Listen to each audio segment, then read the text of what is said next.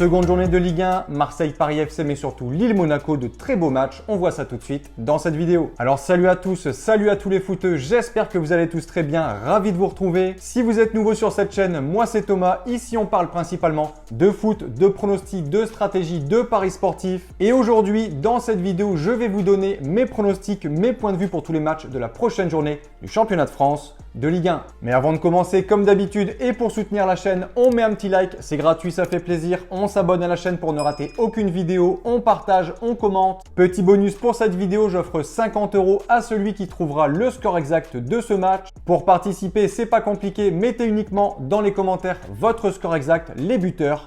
Bonne chance! Je précise rapidement quelques points. Petit 1, ce ne sont absolument pas des pronostics à jouer en score exact. Petit 2, la cote de vos pronostics doit toujours être supérieure à 1,50. Si elle est inférieure, ne placez aucun pari. Petit 3, je conseille toujours et surtout les pronostics sécurisés. Double chance, draw no bet, home no bet, away no bet, mais également les paris sur le nombre de buts, plutôt à jouer en live over 1,5 et over 2. Pour plus d'informations sur les pronostics sécurisés, j'explique tout en détail dans ces vidéos, vous avez les différents liens dans la description. Dernier point pour les parieurs, si vous souhaitez parier sur le meilleur bookmaker, obtenir les meilleures cotes et donc augmenter considérablement vos bénéfices, je vous conseille le bookmaker Pinacle, donc PS3838 via le broker Asian Connect. Je vous montre la différence qu'on peut avoir entre Pinacle et un bookmaker traditionnel. J'ai pris pour l'exemple aujourd'hui BetClick. J'ai sélectionné la plus belle affiche de ce week-end, Lille-Monaco. Et on peut voir que sur BetClick, on a des cotes à 3,07 pour la victoire de Lille et 2,16 pour la victoire de Monaco. Et sur Pinacle, on aura des cotes à 3,20 contre 2,26, donc des cotes qui sont déjà bien supérieures. On peut voir ensuite que sur d'autres paris qui sont plutôt populaires, par exemple les deux équipes marquent, on va prendre non 2,49. Sur BetClick, on aura une cote à 2,10, donc 2,10 contre 2,49, la différence est énorme. On va prendre ensuite le pari double chance pour Lille ou nul, on a une cote à 1,68 contre 1,57 sur BetClick. Et dernier point, on va prendre un pari que les gens aiment beaucoup, que je ne conseille pas du tout, le score exact. On va prendre par exemple le 2-2 qui est coté à 10. Et sur Pinacle, on aura une cote à 13,23. Vous imaginez la différence? 10 contre 13,23. C'est énorme. Pour vous inscrire et parier sur ce bookmaker, vous avez le lien en description. Allez, let's go. Deuxième journée de Ligue 1. Comme d'habitude, premier match ce vendredi soir. On commence par une affiche au Parc des Princes. Le Paris Saint-Germain reçoit le SCO Angers. Bonne entame des deux côtés pour les deux équipes. Les Parisiens ont bien commencé. Un peu poussif à Nantes, mais la victoire est là, c'est le principal. Ils avaient déjà également, pour commencer la semaine passée, battu Tottenham en Supercoupe UEFA, mené 2-0. Ils sont revenus à 2-2 avant de s'imposer au tir au but. Premier trophée cette saison pour les Parisiens. Et ce dimanche, victoire du côté de Nantes, match bien géré, tranquillement, petite victoire 1-0.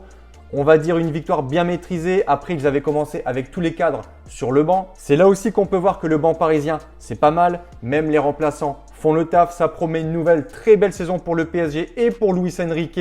Dembélé était remplaçant, Désiré Doué, Achraf Hakimi, Kvaratskhelia, Neves était quant à lui suspendu. Premier clean sheet pour Chevalier qui a eu un match très tranquille. Zabarni pareil, premier match très tranquille. Et en face, Angers, idem, début de saison réussi. Victoire comme Paris sur le score de 1-0 contre le Paris FC. Alors ici, ce sera bien évidemment un autre morceau. Le Paris FC, c'est pas le Paris Saint-Germain. Les Angevins seront privés pour ce match de Mouton qui a été expulsé le week-end dernier. Et dernier point, confrontation. Là, c'est très chaud pour le SCO depuis 2015 entre Paris et Angers, que ce soit au Parc des Princes ou au stade Raymond Kopa. C'est 20 matchs, 20 confrontations, 20 victoires du PSG. Aucune victoire d'Angers, même pas un petit match nul. Et en plus, on a des scores qui sont très sévères. 5-0, 4-0, 6-0, encore 4-0. Enfin, ça sent vraiment pas bon pour les Angevins. Pour moi, il n'y a pas photo sur ce match. Pour sa première au Parc des Princes, le PSG ne devrait laisser aucune chance à Angers. Mon point de vue, 3-0. Second match, Vélodrome. Marseille reçoit le Paris FC. Contrairement au premier match où on avait 2 succès 1-0, ici on a 2 revers 1-0. Marseille s'est incliné contre Rennes pendant que le Paris FC perdait contre Angers. Clairement, 2 déceptions des deux côtés.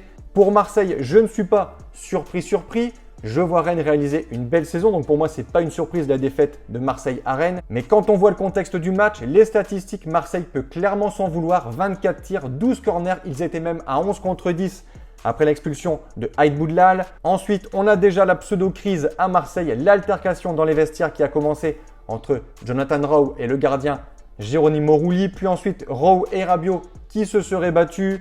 Apparemment, un manque d'envie, d'engagement de Jonathan Rowe. Bon, les deux joueurs ont été écartés. Alors, je ne pense pas que cela aura des conséquences sur ce match contre le Paris FC. Je vois l'OM favori, supérieur. Paris FC, équipe avec beaucoup d'ambition. Mais contre Angers, on va pas se mentir, c'était pas folichon. On aura aussi en principe la première de Medina qui était suspendue la semaine passée. Bref, mon point de vue, ici au Vélodrome, je vois Marseille gagner. Pas un gros succès, je vais dire 2-1. Troisième match, Nice-Auxerre. Début de saison compliqué pour les Aiglons. On reste sur une série de 4 défaites en 5 matchs de suite. En amical, on s'en fout un peu, mais là, la double confrontation contre Benfica a fait mal. 2-0 à l'aller, 2-0 au retour, aucun but marqué. Le week-end passé, défaite contre Toulouse 1-0. Encore une fois, aucun but marqué pour Nice. Alors les Aiglons vont-ils flopper cette saison? Je ne pense pas, mais ce début de saison est quand même totalement raté. Ils doivent ici se rattraper contre Auxerre qui a signé une victoire importante 1-0 contre Lorient, but de Sinayoko. Si vous ne l'avez pas vu, je vous conseille d'aller le voir. Beau but, belle frappe, pleine lulu. Principalement, j'aurais plutôt vu Nice gagner, mais ici je le sens moyen. Je vais partir sur un nul entre Nice et Auxerre. Un partout. Quatrième match, samedi 21h, Lyon reçoit Metz. Malgré une refonte partielle de l'équipe type, les Lyonnais ont assuré la victoire à Lens 1-0, but de Mikotadze qui remplace Lacazette qui est parti aux Émirats Arabes Unis. Mikotadze sera cette saison le patron de l'attaque lyonnaise et ça commence bien pour lui avec ce but juste avant la mi-temps, but très important pour les Lyonnais. On a également une recrue, un gardien, Dominique Greff qui sera le numéro 1 dans les cages pour remplacer Lucas Perry parti en Angleterre, mais surtout Rémi Descamps qui a fait le taf du côté de Lens, cage inviolée. On a aussi Tolisso qui était annoncé sur le départ mais qui au final restera à Lyon, donc ça c'est vraiment une bonne nouvelle pour les Lyonnais. Metz en face, comme tous les autres promus, s'est incliné sur le score de 1-0 contre Strasbourg, derby de l'Est. Pour moi ici, Lyon solide, Metz plutôt faible. Je vois un match ouvert, un match avec des buts. Victoire des Guns, selon moi, 4-1. Cinquième match, Lorient-Rennes, des Merlus, défait 1-0 à Auxerre et des Rennais vainqueurs de Marseille 1-0. Début de saison rêvé pour les hommes d'Habib Bey qui veulent et qui doivent surtout se racheter des 2 saisons précédentes. L'objectif, première partie de tableau et surtout, pourquoi pas, les places européennes, je leur souhaite. Gros coup dur quand même pour les Rennais, départ de Kalimuendo en Angleterre, il est parti du côté de Nottingham. Je pense qu'il leur faudrait vraiment un vrai buteur parce que Kalimuendo, c'est quand même la saison passée 17 buts en Ligue 1. Là, on a Ludovic Blas, on a Rieder, Salah, Tamari, Yildirim. C'est pas dingue. Hormis ça, je trouve que l'effectif de Rennes, c'est plutôt bon et je les vois s'imposer ici à Lorient. 2-1. Sixième match, Le Havre-Lens. Les Havrais, début de saison compliqué. Ils n'avaient pas la tâche facile. Déplacement à Monaco, défaite selon moi logique sur le score de 3-1. Lens en face, défaite contre Lyon 1-0. Je trouve le secteur offensif un peu léger pour les Lensois, un peu comme Rennes. Et en face, Le Havre, idem, secteur offensif qui je pense sera un gros point faible pour les Havrais cette saison. Je m'attends ici à un match fermé, mon point de vue, 0-0. On enchaîne avec Strasbourg qui reçoit Nantes. Strasbourg, après sa belle saison passée, a entamé celle-ci de la meilleure des façons contre son voisin lors d'un derby. Metz 1-0.